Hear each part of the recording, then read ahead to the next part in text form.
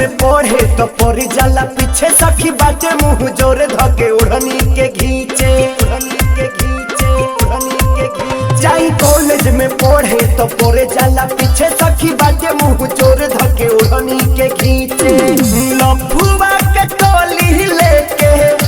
आपस में मौज करता पढ़े जाई तो पीछा रोज करता हई बेटिया के लइका पर बोझ करता पढ़े जाई तो पीछा रोज करता मोतिहारी के लइका पर बोझ करता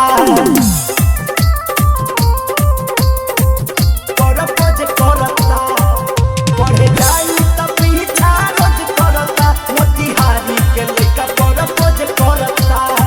HPC रिकॉर्डिंग स्टूडियो रमघाटवा हो छुट्टी के बेरा जाला रोज हमसे मिल के बोली भोजपुरी पगलैले बदिल के जहिया देखेला ना सखी उदास रहेला हैप्पी हैप्पी फील करे जब उपास रहेला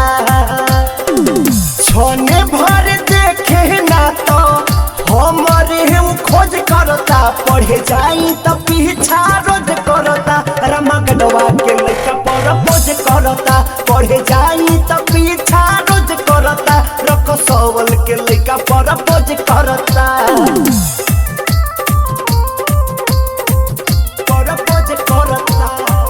पढ़े जाई तो पीछा रोज करता मोतिहारी के लइका पर बोझ करता